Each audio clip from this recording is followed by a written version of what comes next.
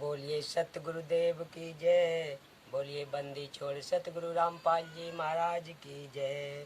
दंडवत गोविंद गुरु बंदो अभिजन सोए।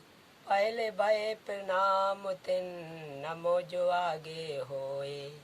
गुरु को कीजिए दंडवत कोट कोट प्रणाम। कीट न जाने भृंग को यूं गुरु कर आप समान। सत साहेब। हाँ तो श्रोता बंधुओं, आज मैं आप लोगों के सामने भगतमती सविता की कथा। अभी मजा आएगा ना भिड़ो। एक सविता नाम की भगतमती है।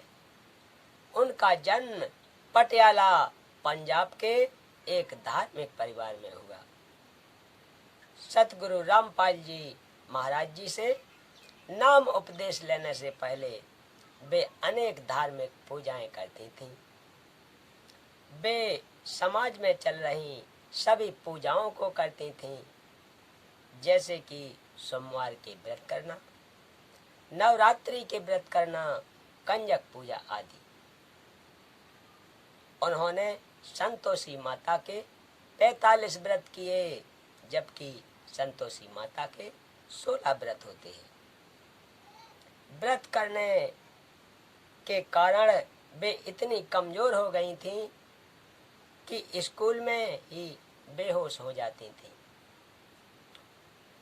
उनकी टीचर हरलीन मैडम उन्हें घर छोड़ने के लिए आती थीं और कहती थीं कि इस लड़की को खाना खिलाकर ही स्कूल आने दिया करो। रोज रोज के व्रत करने से एक दिन मर जाएगी। लेकिन शेरावाली माता में उनकी विशेष श्रद्धा थी। उन्होंने व्रत करना नहीं छोड़े, परंतु इन साधनाओं से उन्हें कभी कोई फायदा भी नहीं हुआ। इनकी माताजी भी बहुत ही धार्मिक विचारों की महिला थी। वे ब्रह्मा विष्णु महेश जी सहित सभी देवी देवताओं की पूजा किया करती थी। पटियाला में उनकी कुल देवी काली माता का बहुत प्राचीन और प्रसिद्ध मंदिर है।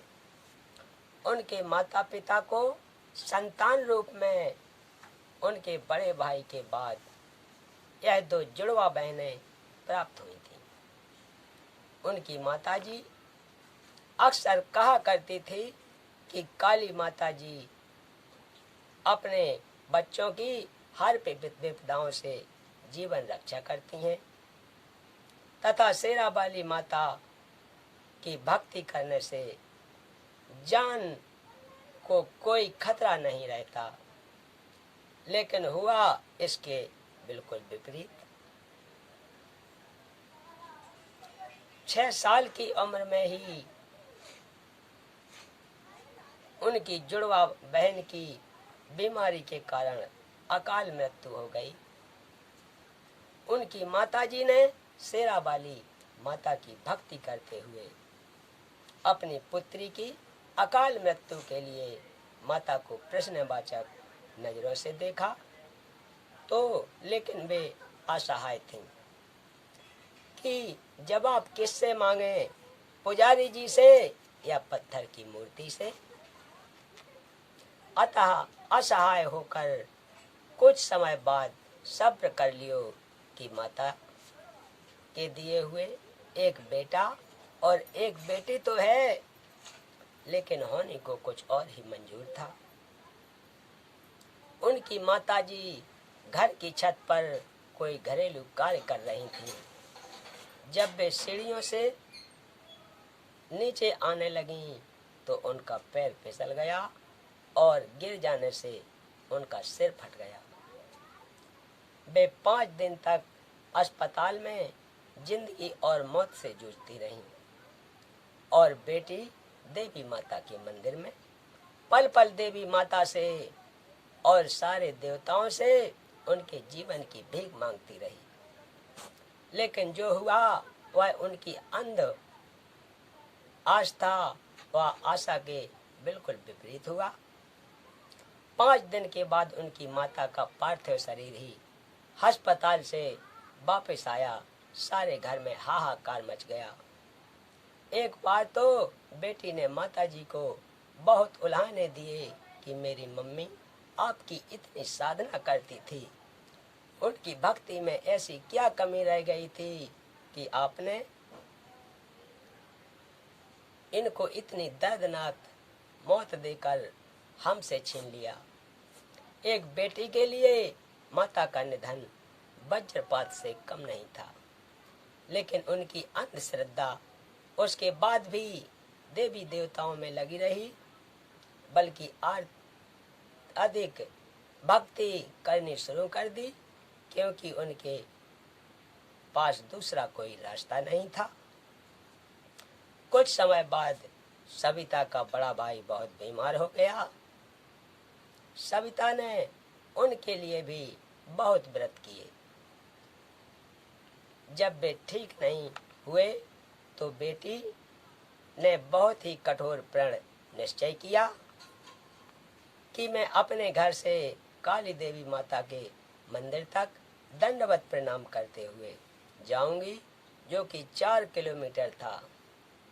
सविता ने सुबह 4 बजे ही घर से दंडवत प्रणाम करते हुए जाना शुरू किया, लेकिन कुछ दूर जाते ही उनका सारा शरीर छिल गया और खून आने लगा, लेकिन अपना व्रत और प्रण की पक्की होने के कारण उन्होंने अपनी जान की परवाह नहीं की।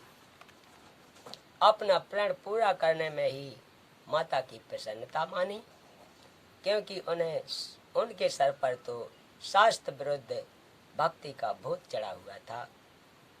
उनका सारा शरीर छिल गया और घावों से खून आने लगा। कोहनियों और घुटनों ने तो लगभग काम करना ही बंद कर दिया था। उन्होंने मर मर कर अपना प्रण पूरा किया। उसके बाद वे कई दिन हॉस्पिटल में रहीं। चिकित्सा करने वाले डॉक्टरों ने बहुत डांटा, लेकिन इतनी कठिन तपस्या के फलस्वरूप माता ने उनके भाई को ठीक नहीं किया। उनका कई महीनों अस्पताल में इलाज चला, लेकिन पूर्ण संत से सतगुरु रामपाल जी महाराज की शरण में आकर नाम उपदेश लेने से ही ठीक हुआ।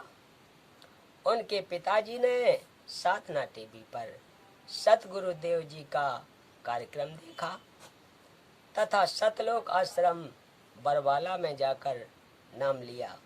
उसके बाद कई महीनों तक बार बार बेटी को समझाया। उन्होंने ज्ञान गंगा पुस्तक सविता को लाकर दी और तब सविता ने ज्ञान को समझा तथा पूर्ण संत सतगुरु रामपाल जी महाराज की शरण में आकर नाम लिया और इस कठिन और दुखदायी साधना से अपना पीछा छुड़वाया, जो शास्त्रों में मना की हुई है। अब उनका पूरा परिवार सतगुरु रामपाल जी महाराज की दया से सुखी है, किसी को कोई कष्ट नहीं है। अतः सविता को पूर्ण परमात्मा की शास्त्र अनुकूल सत भक्ति प्राप्त हो गई है। अतः मैं सर्व भक्त समाज से प्रार्थना करूंगा कि सतगुरु रामपाल जी महाराज की शरण में आकर सत्य भक्ति प्राप्त करके अपना कल्याण करवाएं। यह संसार समझदा नहीं, कायदा शाम दोपहर नू, गरीब दास यह भक्त जाते रोवेंगे इस पैरे नू। सत साहेब बोलिए सत्य गुरुदेव की जय। तो भक्तों, आज की कथा का प्रसंग यही समाप्त करते हैं। मिलते हैं अगली कथा में, तब तक के लिए सत साहेब।